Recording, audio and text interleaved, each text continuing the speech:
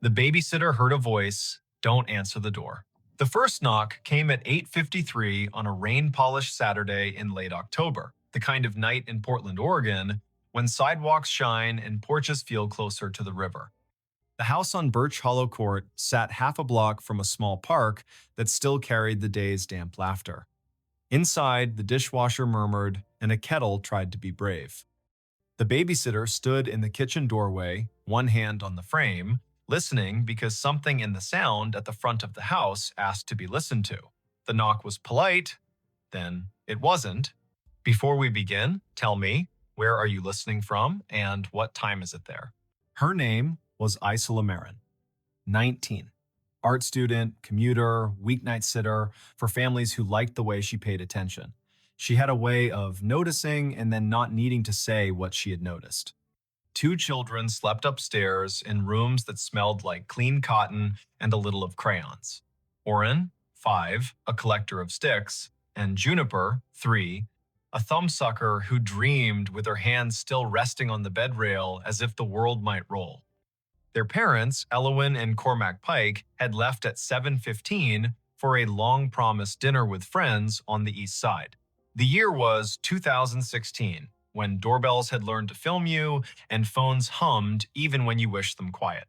Isola had arrived early because she liked the first hour best when the house met you and you met it.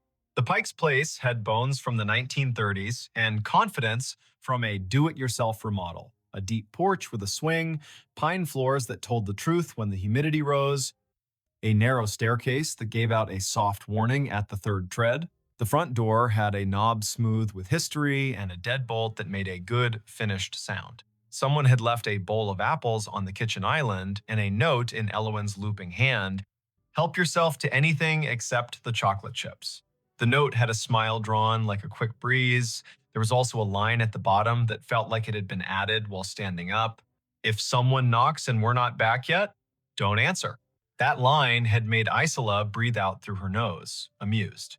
Then the weather settled in, and the streetlight outside made the rain look like it had purpose, and she read the line again without amusement and put it into the pocket in her mind where she kept instructions that were probably not overcautious. The first knock came, then the doorbell. The chime had been replaced during the remodel and sounded like an idea of a doorbell rather than a doorbell itself. 3 notes, the middle one shy. Isola glanced at the hallway. The front camera should have sent her phone a picture, but her phone sat face down on the counter as an experiment in being a better person. She lifted it. No alert. No snapshot of a porch visitor wet with evening. She opened the app anyway. The screen showed a frozen image from 2 hours ago when the delivery driver in a yellow slicker had left a cardboard box and made a joke to the camera about swimming away. She touched the screen to wake it. It refused. The second knock came, not loud, but certain. She heard a hush behind the sound, no traffic for that moment, no neighbor's laugh, the rain taking a breath. "Coming!" she called, and heard the word bounce off the door and regret its volume.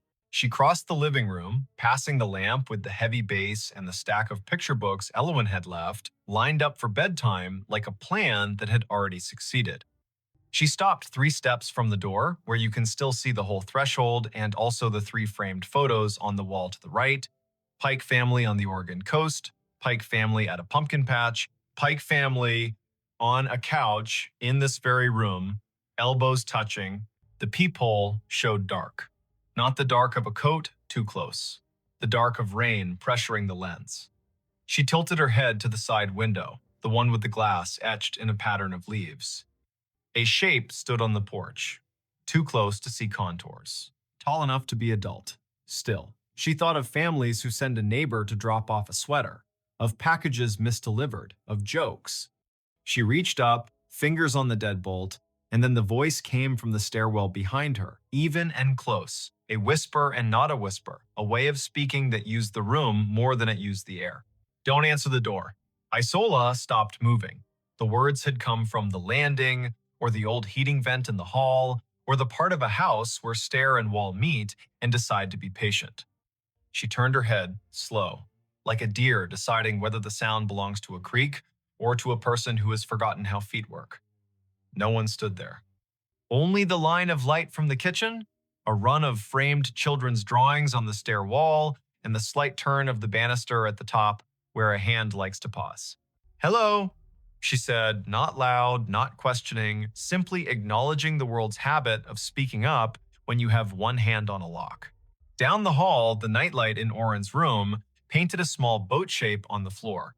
She took her hand off the deadbolt. On the porch, the shape shifted its weight. The doorbell chimed again, 3 notes, the middle one shy. Isola's phone remained stubbornly uninterested. She felt her scalp fizz, as if the body were sprinkling sugar there. She stepped back 1 foot, then another, until the space between her and the door felt like a sentence with the right number of commas. She set the phone on the entry table and kept her eyes on the door. The shape did not knock again. "Can I help you?" she called, calm. "The owners aren't home." The shape made no answer. The rain decided to be louder for a few seconds, then took its apology and softened. A car passed at the end of the block, and its tires whispered on wet asphalt, then left them again. The shape did not say, "Leave this," or "I'm lost," or "Wrong address." It did not step down the stairs or shift toward the window to try a too close look. It stood. The voice from the stairs came again, almost the same, the almost important. "Don't answer ISO." No one called her ISO except 2 people who were not in this house. Not even Elowin, who preferred full names like a teacher who still missed a chalkboard. The nickname arrived and held. The quiet around it learned how to be heavier. Isola is not the kind of person who does brave for style. She does careful as choreography. She picked up the heavy flashlight from the umbrella stand and felt the weight in her fingers like a vote.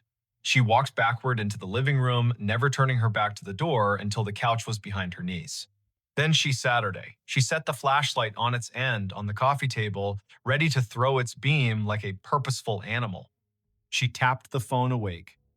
Now the camera app sent an alert, but when she opened it, the image from the porch was empty but for rain.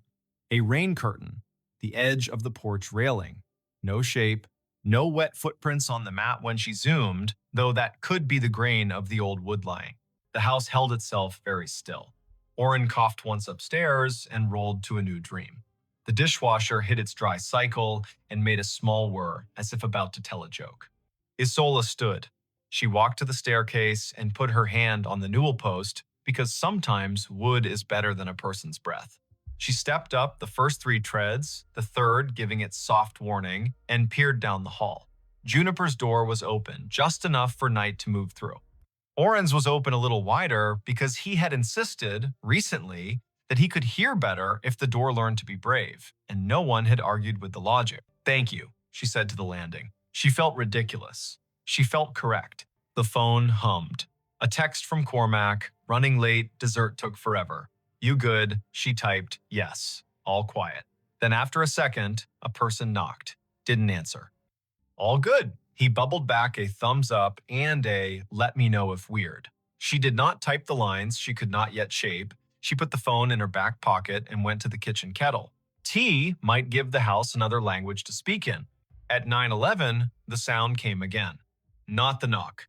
The dry slide of weight on porch boards.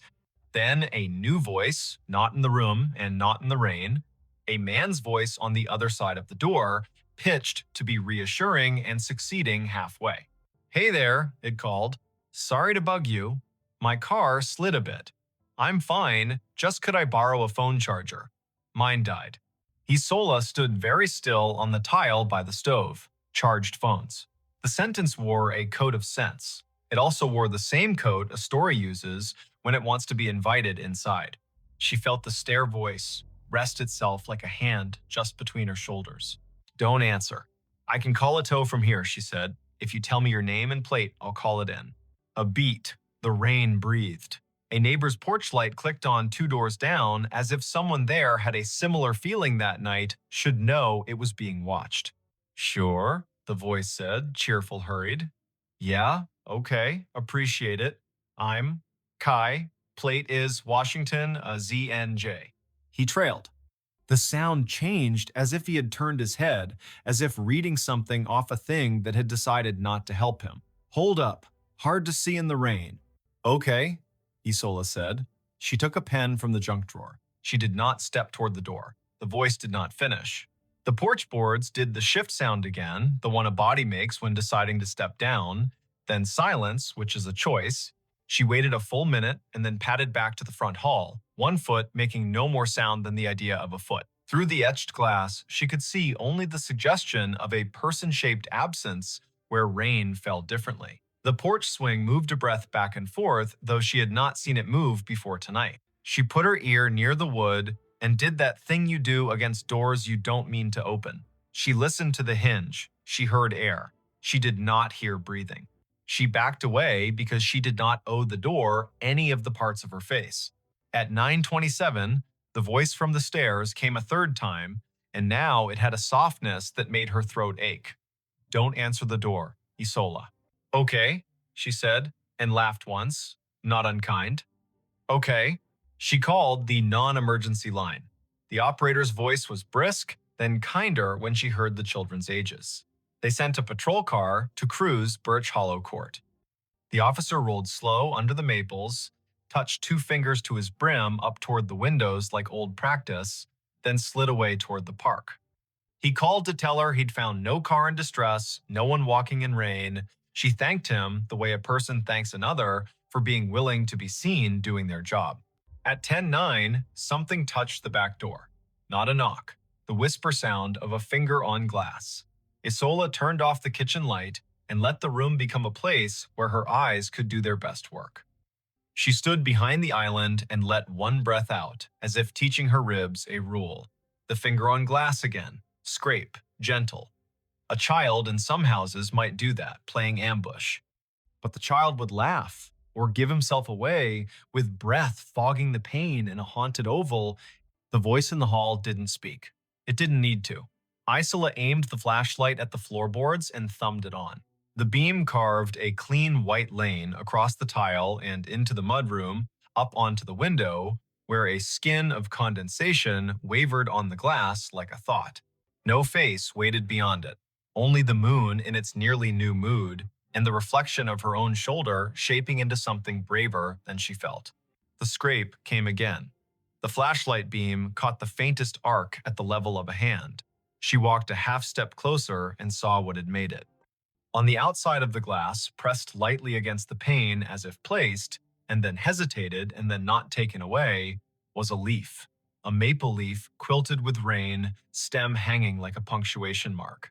It trembled and dragged and lifted free. That was all.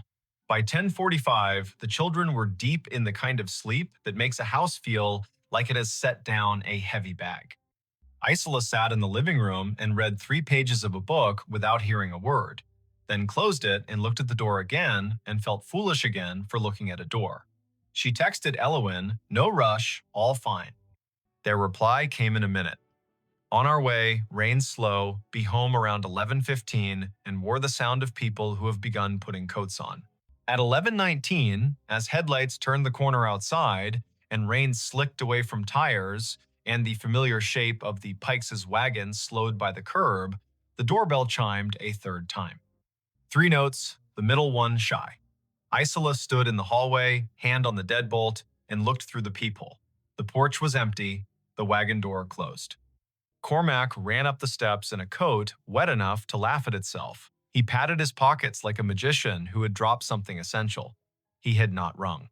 The bell had decided to make a ceremony for him anyway. Elowen kissed Isola's cheek in the open doorway and apologized to the night for taking their time. Cormac did a father's walk down the hall to glance into his children's rooms, even though he had been told they were sleeping. Isola told them the short version. A knock, a voice asking for a charger, a patrol car that had been kind. The line on their note she had obeyed in a way that made the marrow in her wrist feel hot. Elowen's mouth went still. Not hard, still. She looked toward the stairs like a person checking if water had been left running in an upstairs bathroom. "Thank you," she said. "I should have told you more about that line on the note. It felt like telling too much would make it silly, but I should have told you." "I heard a voice," Isola said, careful as she said it, ready to be believed, ready to be joked with. "From the landing. It told me not to answer. It knew my name." Elowen closed her eyes and nodded once. Okay, she said. Okay. They made tea.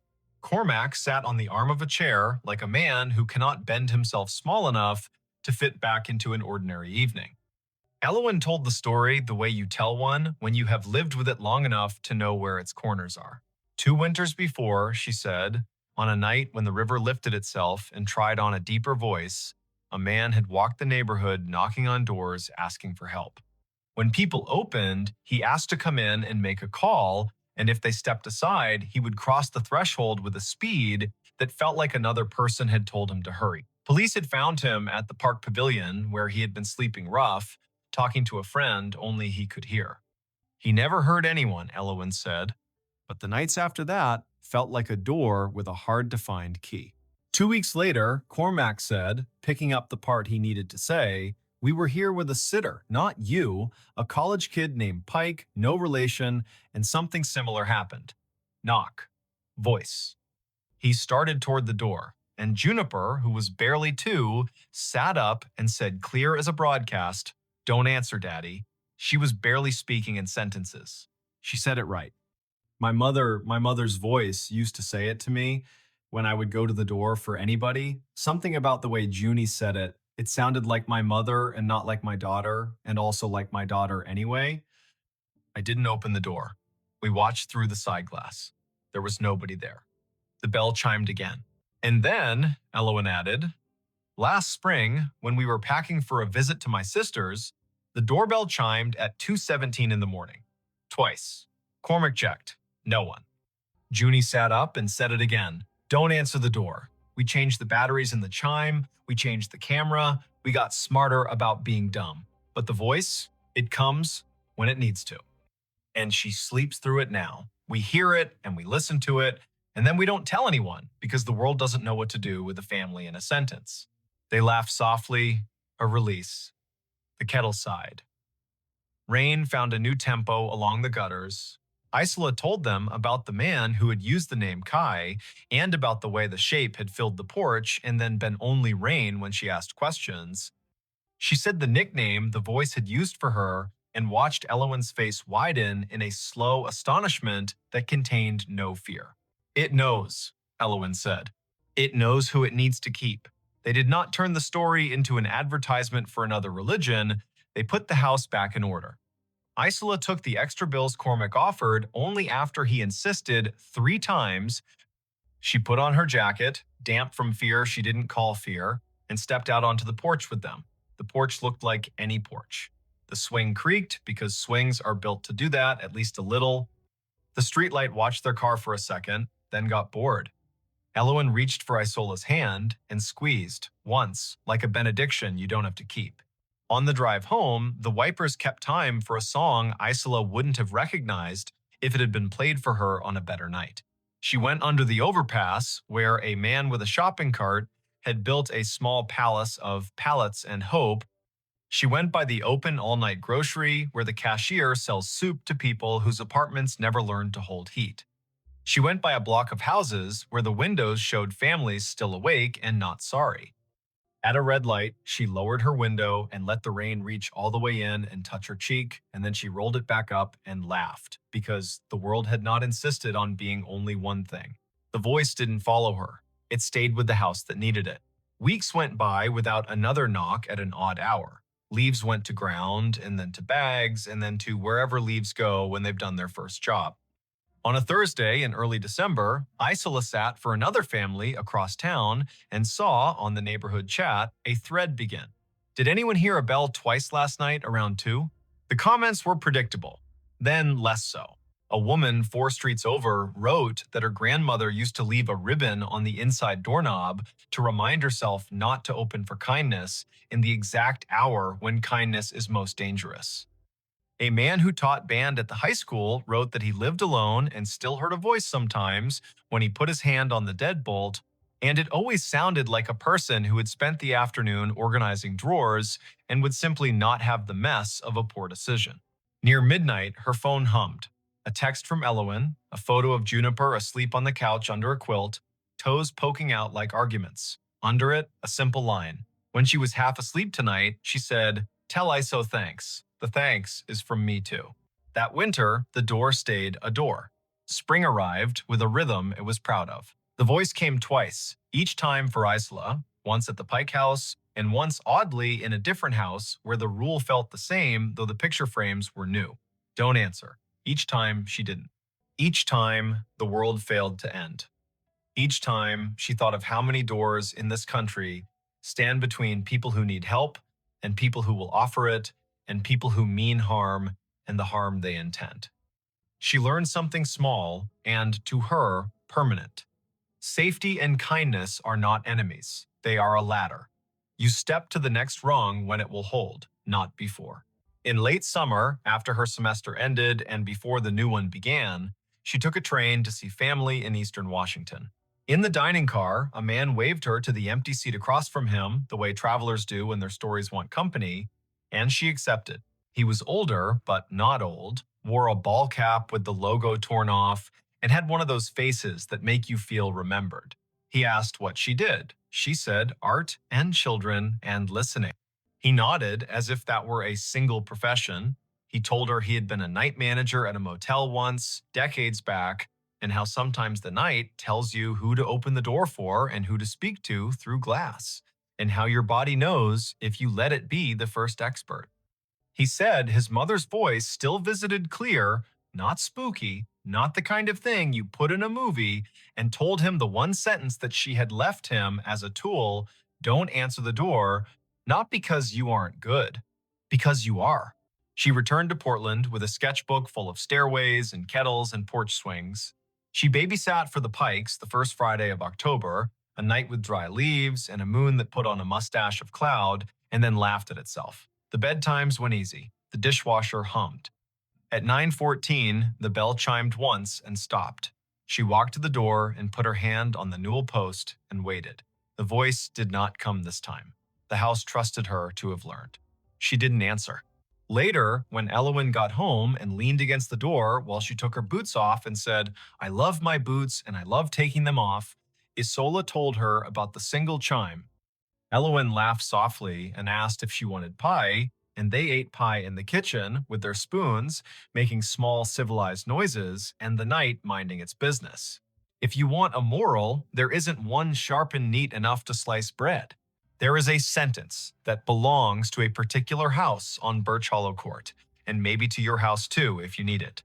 Don't answer the door. It doesn't mean never. It doesn't mean be a city made of fear. It means listen for the moment your body tells you the story the night is trying to sell, then say no with enough steadiness that the night has to take its pitch elsewhere. If you are ever in a quiet house with children sleeping like small planets upstairs, and the door learns a new trick with its hinge at a time of night when even helpful people forget how to stand, and you hear a voice that knows your name and the shape of your life, let it be a chain on the inside, not a chain on the world. Make tea. Call for help you trust. Stay in the room with the light. Thank the air when it warns you, even if the thanks feels ridiculous in your mouth. Names will still be names in the morning, doors will still be doors. And you will have kept the lesson the old houses know. Sometimes the kindest act is to hold still while the night tries your latch and finds it true. The hotel room that prints receipts at 17 amperes. M.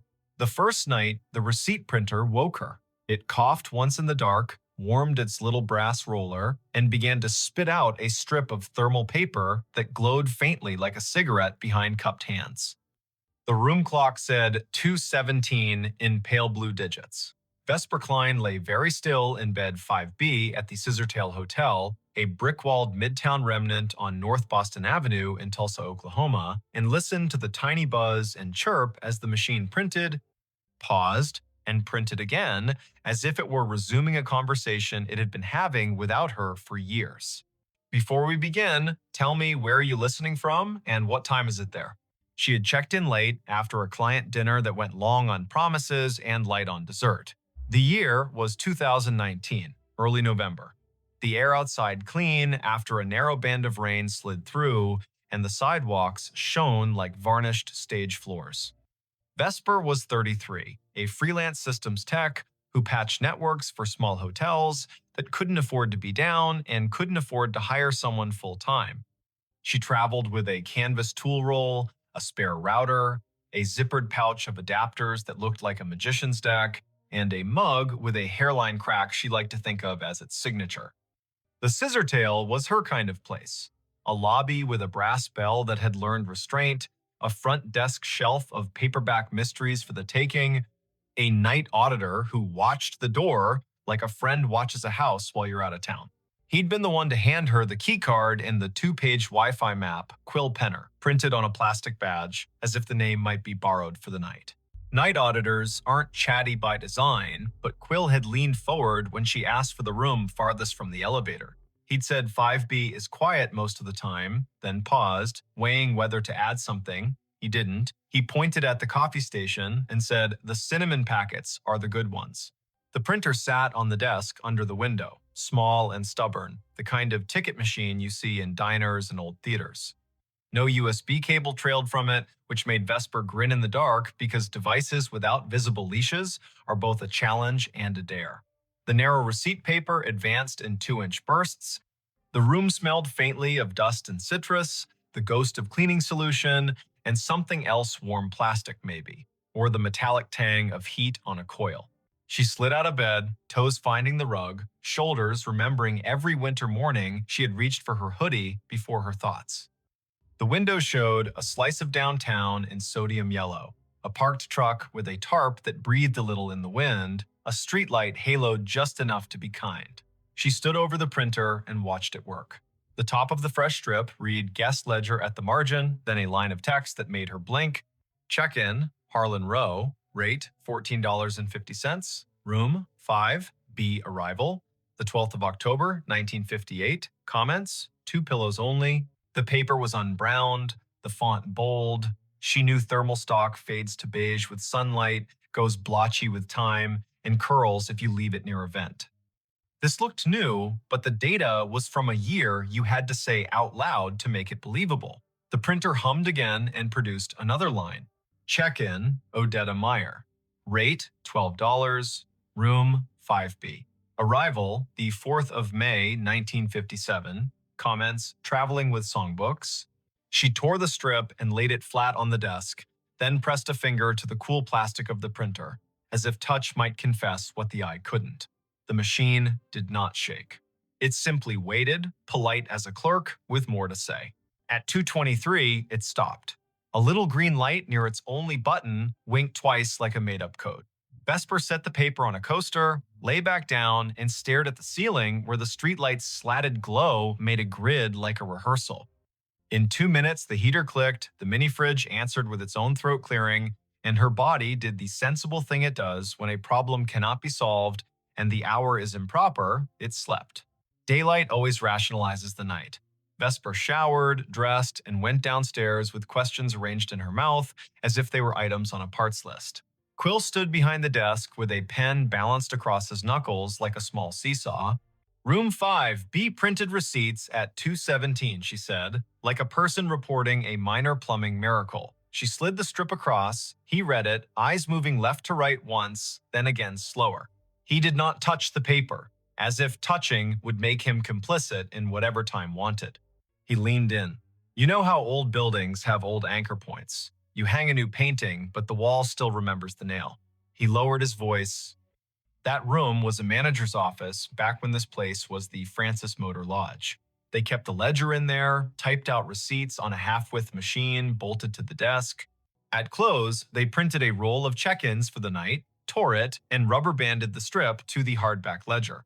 Quill tapped the counter. Once, twice. I've heard the story since I was a kid, but the machine in that room was long gone when the Scissortail bought the building.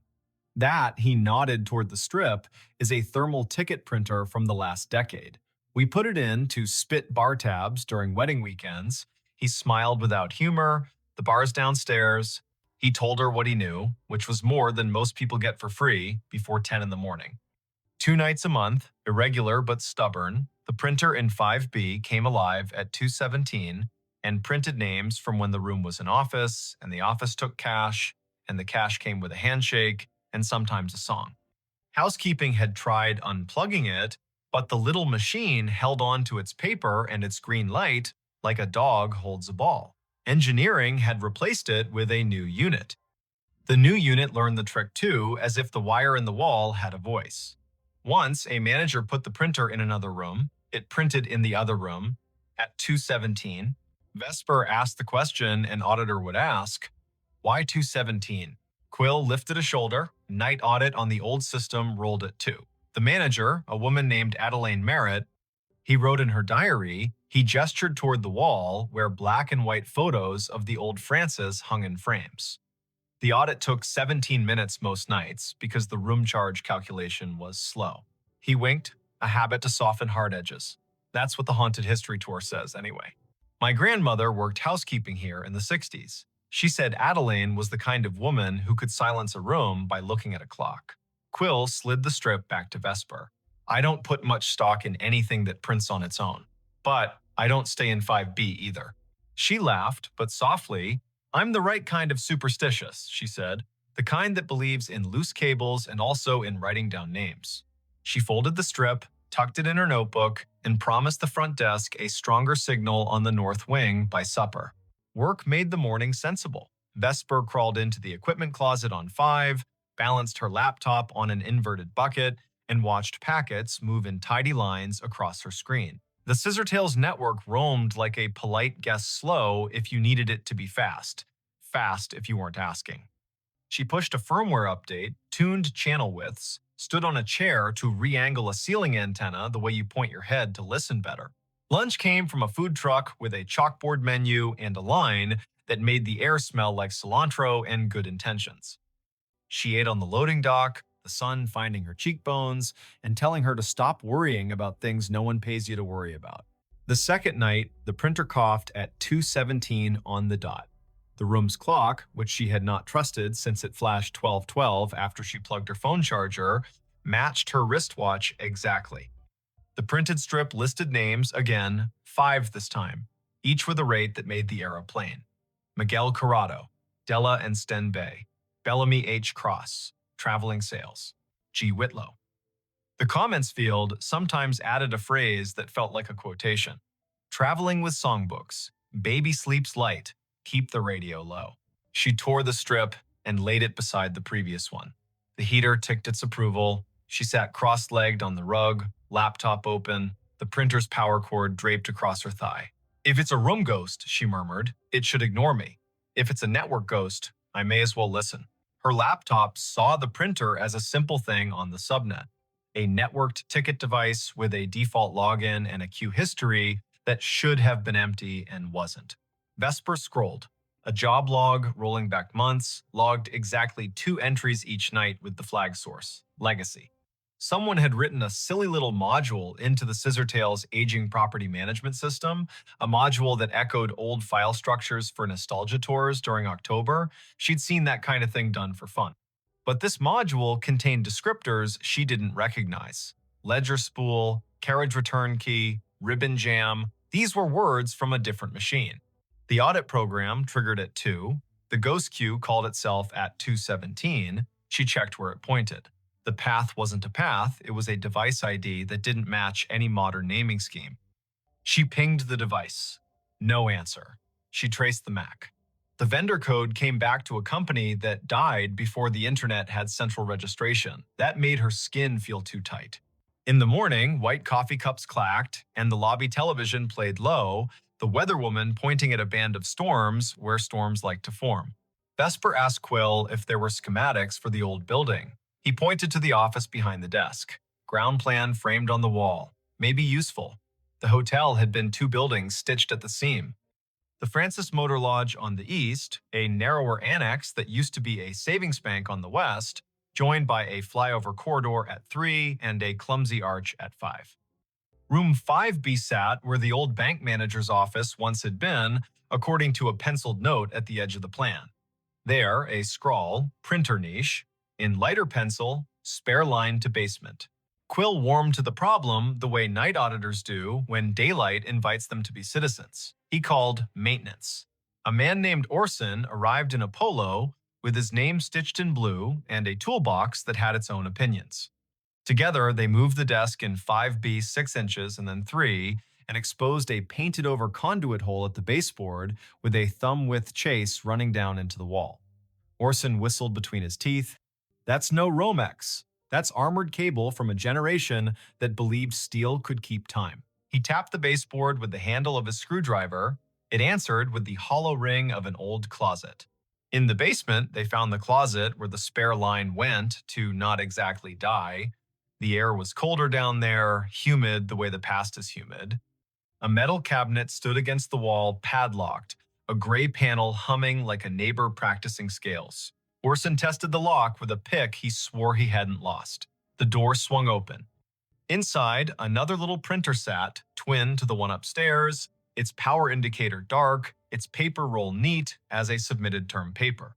A thin cable ran from a bracket down into a conduit box with 2 stories to tell. One was modern CAT cable, patched to the scissortails switch. The other looked like fabric-insulated wire on lead. Orson touched it with reverence and withdrew his hand. "You shouldn't be alive," he murmured to the box. Then he turned to Vesper. "Want me to pull the breaker for this room tonight at 2:15? See if it stops." She shook her head before she quite knew why. The motion felt rude. "Let me listen once more," she said. "Then, if it's a loop, we cut it. The third night, nothing is supposed to happen. Patterns prefer 3 as a way to make you distrust them." Vesper made tea in the room kettle with the cinnamon packet Quill had sworn by. She texted her brother a photo of the printer and a caption that read, "Haunted Bar Bill." And he sent back the shrug emoji that meant, "I love you, but weirdness is your brand." At 2:17, the printer began, but this time the sound rode a breath of air cold enough to raise her arm's small hairs. She stood close enough for the paper to curl against her knuckles and read each line as it arrived. Check-in, Adelaine Merritt. Rate, comp, room, 5B. Arrival, the 12th of October, 1958. Comments, night audit. She reached for the strip and her fingers trembled, mildly, like a person handed the microphone at a small funeral. The machine whirred without printing for a count of 6, then resumed, the font just a touch lighter. Check-in, Quince Palmer. Rate, $9.50. Room, 309. Arrival, the 12th of October, 1958. Comments, meeting at dawn. The room held its usual choir, fridge, heater, hallway, ice machine. 2 turns down, but behind it all, she heard a soft clicking. Not printer, not clock. Keys. The slow press and release of typewriter keys. Somewhere not in the room and not far enough away. She froze, because freezing is a way of letting more senses work. Her body made itself a listening instrument. The keys whispered. Again, 3 strokes. Pause. 2. The printer spit a final line. End of ledger. Prepared by A. Merritt. Time, 2:17 amperes, M. Vesper did what the body asks. She sat on the bed with the strip in her lap and waited for her breath to level. It did. The heater ticked, the fridge purred, the typewriter stopped pretending, the sound folded itself up and slid under the door. She slept because being a person who works with systems means you've learned to stack your fear on a shelf when there's nothing urgent to do with it. Morning turned the printer into a device again. She took the strip down to the desk. Quill stared at the word comp and the name he had heard his grandmother say on summer porches when the heat wanted out of the day. He asked to borrow the strip to show his manager, a woman with the fast walk gait of someone who plans 2 days all the time. The manager's name was Letha Croft, and she looked at the strip like a problem that could be solved with a memo. She was polite and firm. "We have tours on Fridays for the people who want goosebumps," she said. "We prefer to keep the goosebumps from rewriting our Google reviews." Vesper smiled, a tight little smile that said, "I won't post, I don't do that work, I just want to know what the wire knows." Letha sighed. The Scissortail was a college internship that never ended for her. The building was her thesis. She pointed at the framed photo behind the desk. Adelaine Merritt, hair pinned like a decision, stood at a wooden desk the size of a Buick, hand on a ledger book, face turned to a camera that had learned to respect her. The caption read, "Francis Motor Lodge, C1959, Night Manager." Letha lowered her voice. Family lore says Adelaine died at her desk in 2003 after the building had been empty 6 years. because she refused to move a box when the bank wanted it. The family had the key to the back door from the old days. She snuck in sometimes to straighten things that did not require her. A neighbor saw her light. By the time anyone checked, the coffee had gone cold, and she'd written the date on a yellow legal pad with a line under it, like an anchor. I don't know if the story is true. I do know names have a way of using rooms until you say them out loud, and then they rest. That afternoon, Vesper sat on the floor of 5B with her laptop and a coil of patience. She sniffed the packets between server and printer and saw the little ghost job present a string of bytes at 2 minutes past 2, announce itself as ready at 2:16, and request the queue at 2:17 with a line that included a date spelled in words, not numbers. October 12. She set a capture to record it tonight. She did not know what she would do with the proof, but the act of capturing felt like putting a box around a wild thing without requesting its death. The fourth night, she did not sleep. At 2:16, the room gathered itself. At 2:17, the printer began. The first name landed like a quiet gavel, Harlan Rowe. Again, as if the ledger wanted to list the set that belonged with the date, as if the building had a playlist for that night and needed it to end correctly. The second name, Odetta Meyer. The third, Quince Palmer. The machine word, then it printed a line that wasn't a line she understood. Checkout, A. Merritt. Time, 2. 17 amperes.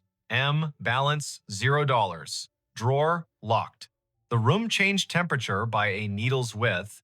The way a body registers changes a thermostat does not. The typewriter sound returned, louder, as if the keys had moved closer, as if someone had rolled the desk chair to the doorway. Vesper stood. The bathroom light made a rectangle on the carpet. She turned it off and let the room be only the room. In the dark, a kind of courtesy arrived. She spoke to the space like a person speaks to a skittish animal. "I hear you," she said softly. "I see what you print. If you're finishing something, finish. If you need a witness, I'm here." The keys worked once, gently. The printer fed a final inch and stopped. The heater clicked off, as if called on. The fridge made a small, delighted sound, the way fridges do when they extract a victory from physics. Vesper lay down slowly, like a person trying not to wake a toddler, and watched the window make a square on the wall. She did not sleep much. She did not feel punished by that. On Friday, Quill called his grandmother. She came in with a smile that wore 80 years, as if they were a favorite cardigan. Her name was Thalia Penner. She had hands that did hair buns right the first time and eyes that counted change without looking. She stood in 5B and curtsied to the air, lightly, like a joke only the past finds funny. She pointed at the baseboard where the printer niche had been long before this printer knew it was one. And she told a story the way people in the middle of the country tell them, in straight lines, with pauses for the parts that don't quite behave.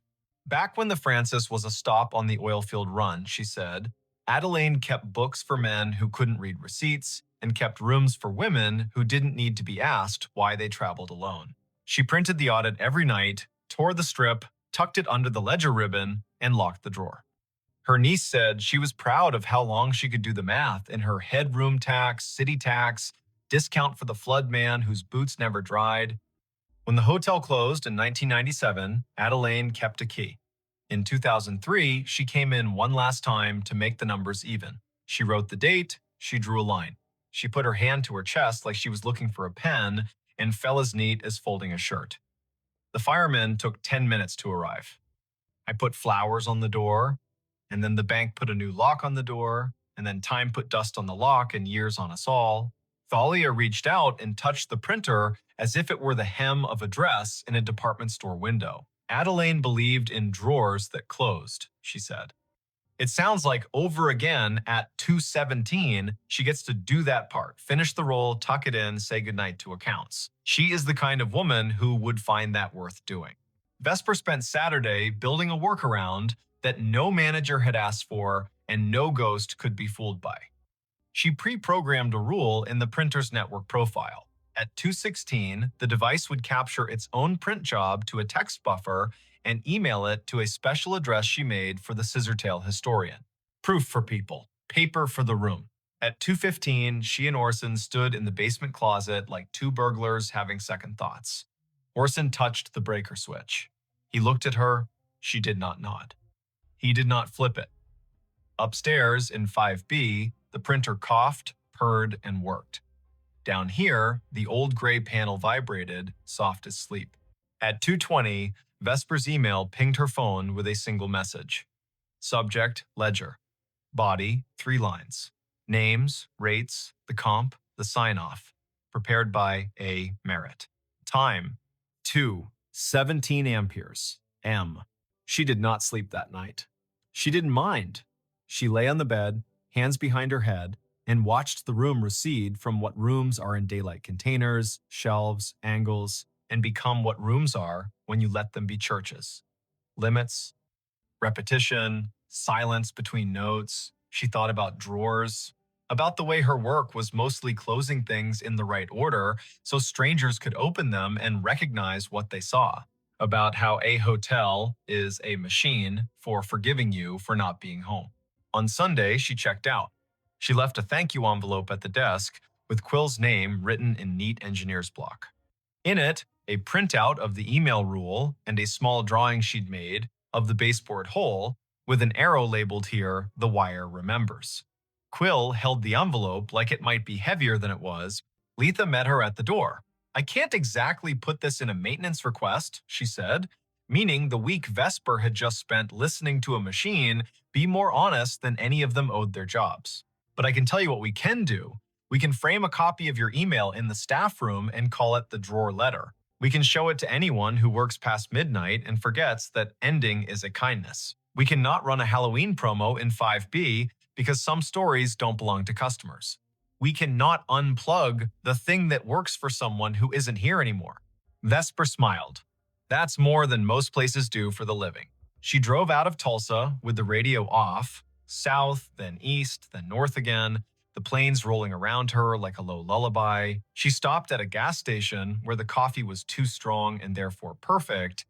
She called her brother to tell him a story with no real twist and therefore true. She didn't say the name of the printer because sometimes a tool deserves privacy. She didn't say the name of the woman who closed drawers because she had said it enough. She didn't say 217 because she had learned to say it in her head as a kind of vow to be kind to the people who work at that hour. Months later, back in Tulsa for a different job in a different building, she walked past the Scissortail one evening just before Christmas when the lobby held a neighbor party. A small tree wore strands of tickets in place of garland bar tabs printed for fun, red inked with dates and little notes in flare pen script. Quill waved from the desk, a Santa hat angled to keep his dignity. Letha stood by the fireplace talking to a city inspector whose expression said he had learned to sleep at last. On the stair, a woman in her 50s, adjusting an ugly sweater, looked at Vesper in that way strangers sometimes look at one another, as if they had agreed to be in the same hallway before they were born.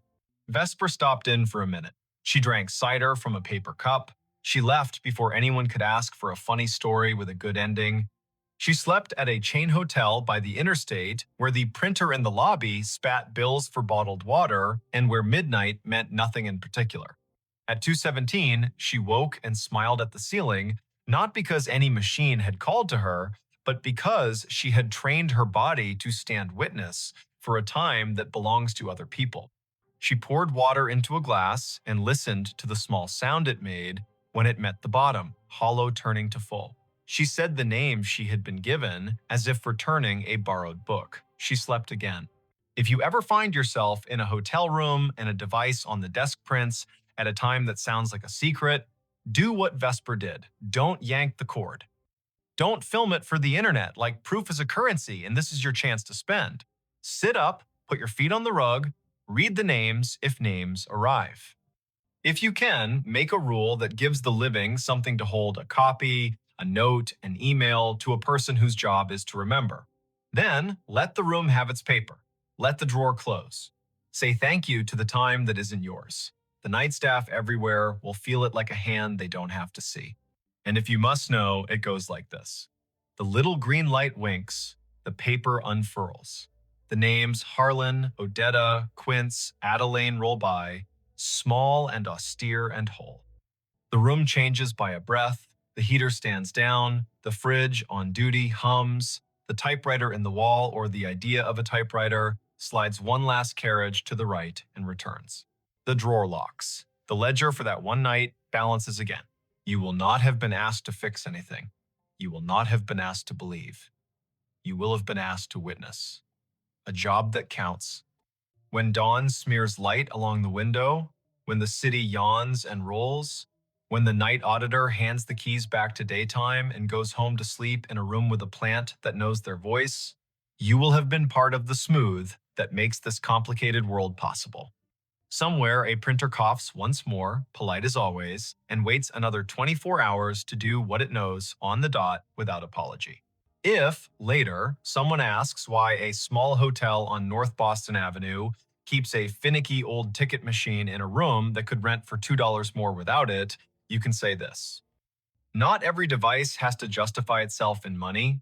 Sometimes a machine is a ritual. Sometimes a ritual is a receipt that proves someone was here and did their work and went to sleep. And sometimes, at 2:17 in the morning, a woman who once locked a drawer she loved gets to do it again, which is as reasonable a reason as any you'll hear for anything that persists in this country, shaped by roads, rooms, ledgers, and the soft insistence of people who finish what they start. The road that GPS refuses to map, locals avoid it. They call it Limestone Cut on county maps, but no map app will take you there. Not in daylight, not at 3 in the morning, not even if you stand at the mouth of the lane with full bars and beg your phone like a superstitious traveler. The line of asphalt slips off Route 27 near the Ohio River, just past a caved-in orchard and a billboard for a roadside Jesus that no longer stands. In person, the turn is ordinary. On a screen, it is missing, as if the road and the world had decided to keep a small secret between them. Before we begin, tell me where are you listening from and what time is it there? This is in southeastern Ohio, down in Gallia County, where the hills go soft and the river carries towboats like patient thoughts. The year was 2022, late September. Goldenrod along the guardrails. Soybean fields gone the color of toast. I drove there on a Friday after work because a listener named Thayer Lorne had written to me with a subject line that felt like a dare. The road your GPS refuses to map. Locals avoid it. Please come before the county pours gravel again. Thayer was not a crank. She taught second grade in a brick school with a playground that leaned into a sycamore's shade. She coached a Lego league. She used the word prudent in a way that made you want to be.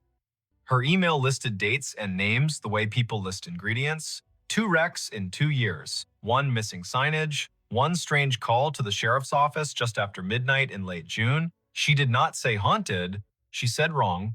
I left Columbus at 4:30 with a thermos of coffee and a box of gas station crackers and the kind of optimism you only get on a 2-lane infall. South on 23, east on 35. The sun slung low behind me, the way good music hides its effort. By 7:15, I rolled past Vinton's courthouse with its white clock face turning the hour into a suggestion. I kept the radio quiet. In the passenger seat, the county plat book rode buckled like a fussy child. I could feel the river before I could see it, the way the air saturated and the smell of damp earth put its hand on your shoulder. I reached the turn at dusk.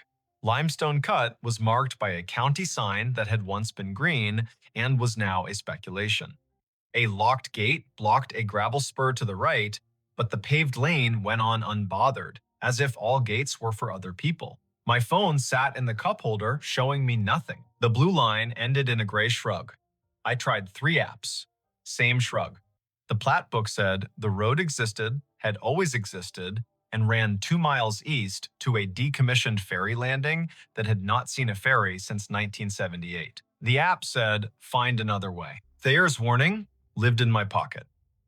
Locals avoid it after dark. They say it runs warm. They say it has more turns than it used to. They say tires squeal on dry asphalt without your foot agreeing. The first 100 yards were ordinary. Willow and ash. An old fence stapled to posts that leaned like tired men at a bus stop. The air smelled faintly of limestone and wet leaves. Then the temperature did a small, undeniable thing. It rose. Not a gust, not a patch of sun through trees, a steady, even climb that lapped over my forearms and stayed. I glanced at the dash. Outside temp read 64, rising to 68, then 71. The date on the dash glowed September 23rd. The time said 7:47 and slipped to 7:50 without being asked. I lowered the window to let the river air in. The warm beat met the cool and negotiated a truce that left sweat at my hairline. A bend. Another. The road narrowed until it felt like a confession.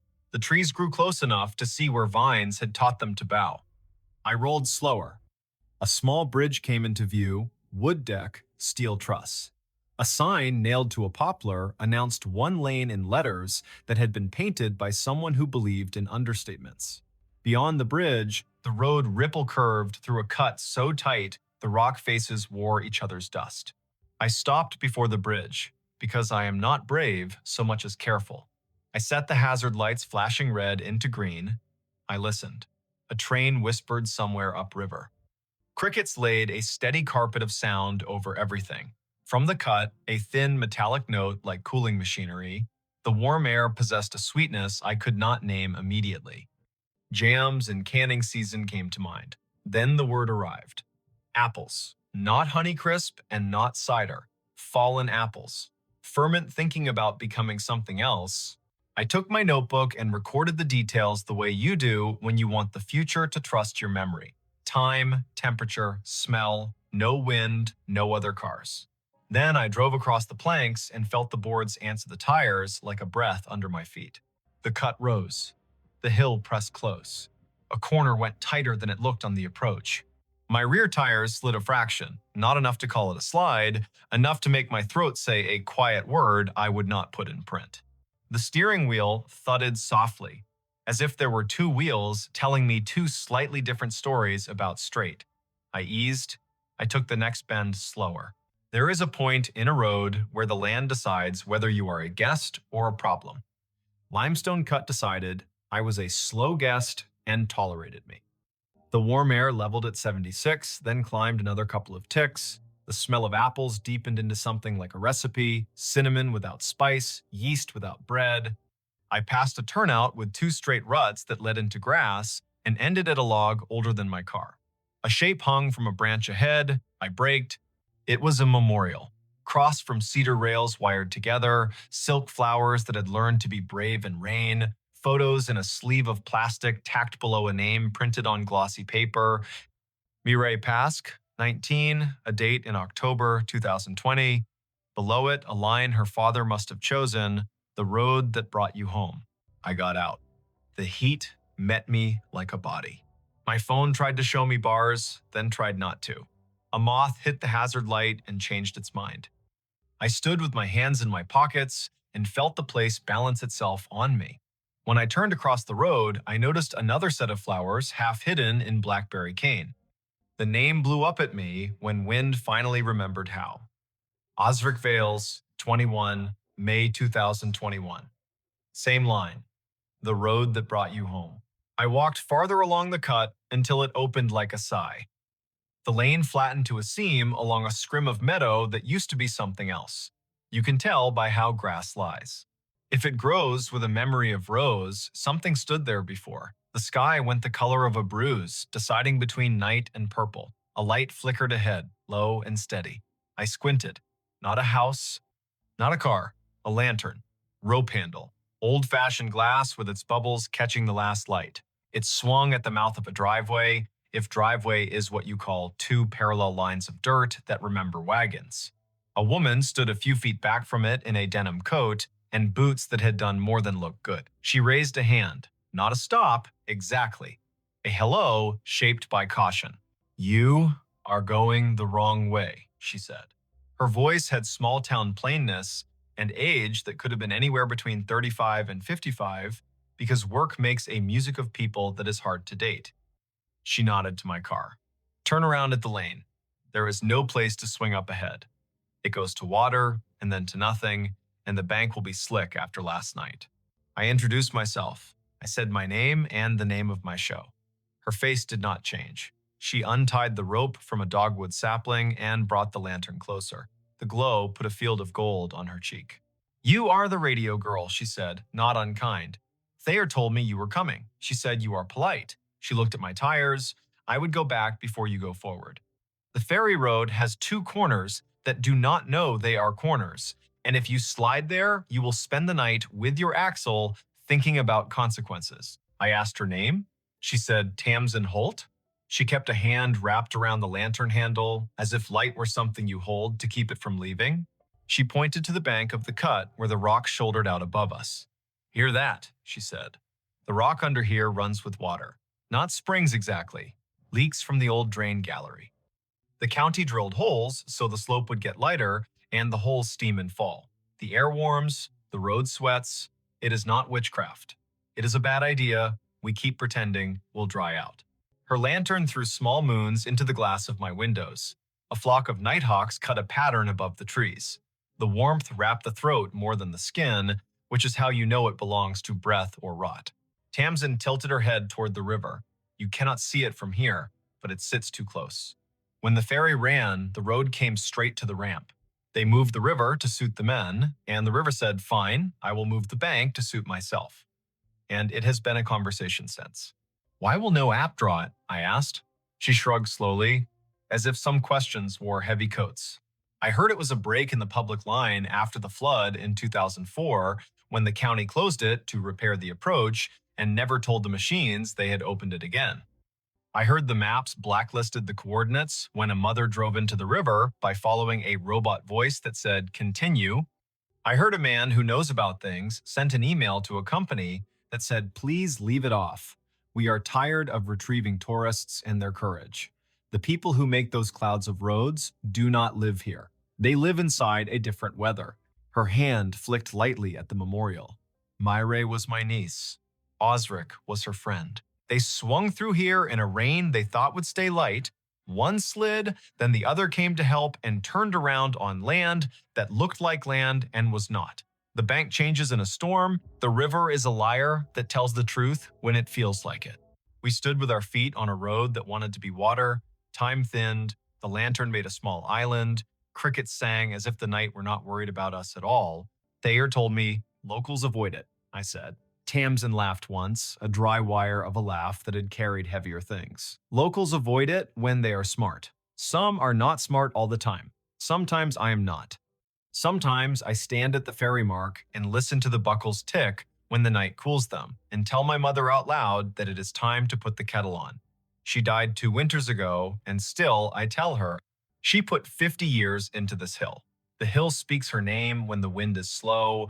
You will make a story and it will be tidy, and the road will keep doing what it has done since horses learned to trust it. It will take what you said on it if you hurry. I asked if I might walk to the landing with her. She considered my shoes and the angle of the hill and the slick of wet in the lantern's light. She nodded once. We left the car with hazard lights, confessing my bad choice to whoever came next. We walked with the lantern and our breath and the warm in our faces until the dark gave us what it was holding. A low lip of concrete with bolts that had once held a chain, a post with rings that had carried ropes heavy with river. The river itself turned its blank face up and said nothing. Across the water, 3 lights ran tin-tin along a ridge. Behind us, the hill kept its gravity like a rule book. Tamsin set the lantern on the ramp and crouched. See here. She pointed with a patience that came from knowing a place by its mischief. The asphalt meets the pour with no shelf. In summer, fine. In rain, gone. The silt builds a veneer. Your tire thinks it is road, your foot thinks it is time to turn, then you are signing a form you do not remember. She stood, the lantern painting the underside of her chin. You will want to say the road is cursed. It is not. It is low. There is a difference. Low places keep things. Heat, fog, news. People's stories when they cannot carry them anymore. This one keeps a kind of warmth that does not belong to weather. It comes from the hill and the old galleries drilled in 1952 when the county had money from a federal thing and men believed rock would behave. Rock behaves like a teenager with a kind heart. It tries until it does not. We walked back, not slow and not fast. The road felt different even in the short space between the landing and the cut. In the notebook of my body, I wrote a line I could not read until later. The turns here remember another set of hands on the wheel. I had the sense, foolish but insistent, that there are more curves than there used to be, and that the road will add one for anyone who comes distracted. At the car, Tamsin lifted the lantern again and said the thing I had not wanted to hear because it was the only thing that mattered. Do not publish the directions. If a person knows, they know, and they approach with respect. If they do not, their phone will talk them out of it and we will save work. Write about the heat. Write about the girls who keep silk flowers alive in rain. Write about how the river and the county have a conversation. In October, no one else gets to hear. But do not draw a map for the kind of curiosity that leaves us with Sunday morning calls. I promised her. I meant it. She nodded, then lifted the lantern to her face and blew gently so the flame leaned and stood again. Then she said the softer thing that made me like her. If you need to end your story, end it with a sentence that knows how to sit down. The road is still here without your sentence. I will walk it tomorrow with my sister and tell her about the way our mother scolded mud. That will be the end that matters. We said goodnight the way people say it when they know they will see each other in a grocery aisle soon enough. I turned the car in a careful crescent and returned over the bridge that knocked the tires politely 3 times. At the first straight stretch, I stopped and turned off the engine and the lights and sat in the dark, letting the warm air forget me. The smell of apples and limestone and old rain moved through the open window like a slow parade. Far off, a coyote made a cracked sound and then decided not to continue. I wrote in the notebook by the dash light. 8:54, 75 degrees, crickets, no wind, 1 moth, determined. On the way back to Route 27, a truck came around the curve with someone from here at the wheel. He lifted 2 fingers from the top of the wheel in that rural benediction, eyes steady. I answered in kind. We passed without incident. My phone found a signal and rushed to tell me things I did not need. I turned it face down. The river kept its counsel. I stayed at a motel with a door that opened to the parking lot and a shower that sprayed like a hose with a grudge. At 11, I lay on the bed and listened to the highway need the night. I dreamed a dream that did not need translation. I drove the road in June in a rain that put a lid on the world. I felt the turn that did not know it was a turn. I saw silk flowers underwater moving like they were alive. When I woke at 3, the room was hotter than it should have been. I set the thermostat down, it huffed, I opened the door, and the night came in like medicine. In the morning, I met Thayer at a diner with a pie display that could make you forget your name. She wore a sweater with elbows that had done more thinking than most elbows. She brought a paper yard sale sign with a hand-lettered arrow pointing left. She set it on the table next to the sugar caddy as if it were a relative. When the waitress poured coffee, Thayer said we used to put these at the turn because apps would not and people would stop right there in the lane with the river in their trunk. The county asked us not to. Said it increased liability. Now we wave and we hope. You saw Tamsin. I did, I said. She told me not to draw a map. Good, Thayer said. Her mouth set around the word like a decision. I asked about the calls to the sheriff's office. She had copies. Public record after someone redacts the parts that hurt. One at 12:04 a.m. in late June. A voice breathing hard. Can you send someone to the ferry road? I do not know if I am on a road. The operator asked for cross streets that did not exist. A second call at 12:12. Same number. A different voice. We got her. We need a tow, not an ambulance. No injuries. No one drinks on a Thursday in this county, not like that. Thayer told me stories that were not mine to take without permission. The woman at the landing had taught Sunday school for a decade and could thread a needle in a moving truck. The boy in the BlackBerry cane had planned to enlist and then to come home.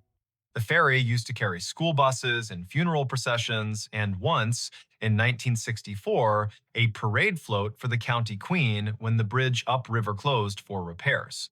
The operator had a name like a hymn, Dolan Pike. He took quarters with a smile and never wrote them down, and the county forgave him because he put back the difference out of his pocket at Christmas. At noon, I drove back once more because leaving is easier if you say the goodbye that feels like a choice. The day stood warm, even without the night's peculiar swell. The cut reflected a brightness that made the dashboard look cleaner than it was. I idled by the memorials, rolled down the window, and said the names out loud once each. Myray, Osric. The air did not change. The river kept the same tone of voice. A kingfisher strafed the bank and laughed meanly at an idea it did not respect. At the leveling in the trees, a county crew had set cones.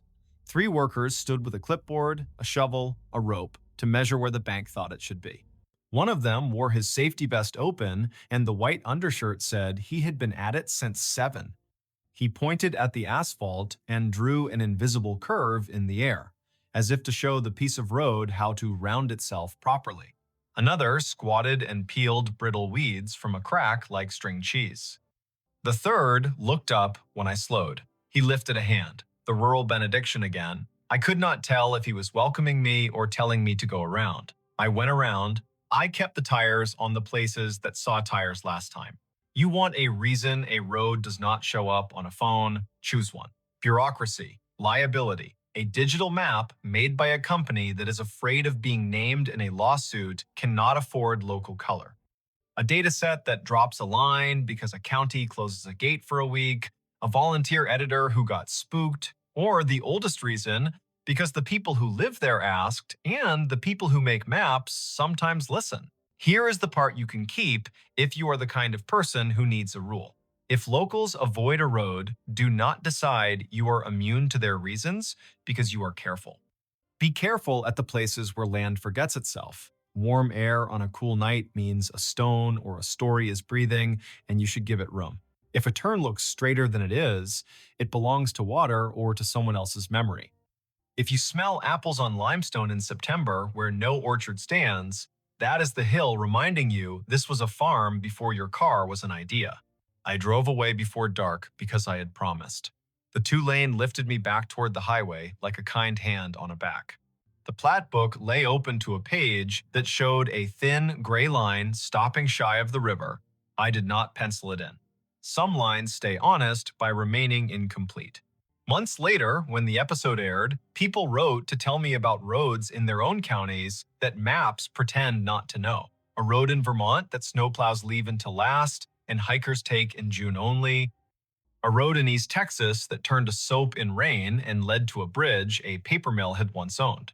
A road in western Pennsylvania that slid a few inches each season until the houses leaned into one another like a wedding party after the toast. None of them wanted directions. Most wanted me to say out loud the thing they already believed. A map is a promise made by someone who cannot know your exact night. I went back in winter. The river carried skim ice, and the air had lost interest in warmth. Limestone cut breathed only rock, careful and slow. The memorials wore new ribbons that made color out of gray. Tamsin's lantern hung from a nail in her shed, unlit but ready. I parked on the turnout and watched for a long minute. No cars, no lights. Only the slow heave of a place that will outlast the names you put on it. If you ever find yourself at a turn your phone refuses to bless, do this. Put the device in the glove box, roll down your window, call the place by the names you were given by people who have rinsed dishes there. Listen for a warmth that belongs to stone or rot or story. Ask if you are a guest or a problem. If the answer takes too long, turn around, go home. Let someone else keep the road for you until you've earned it. Limestone Cut still runs from 27 to the water. Myray and Osric still own 2 small pieces of shoulder where silk flowers learn new weather. The ferry still waits in the old bolts when fog pulls the river toward the bank. The apps still refuse, which feels like respect finally performing something like wisdom.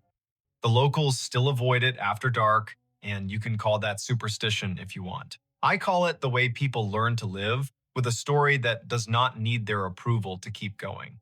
Wherever you are, whichever hour you gave to this, hear this as you put the kettle on or slip your keys into a dish. A road can be true and not be for you tonight. Let that be a comfort and not an insult. The land does not need your footsteps or your tires to remember its lines. It is enough to name the warmth, bow to it the way you might bow to a neighbor, and step back into the lit part of the map where your house pours light through a window like a square of mercy.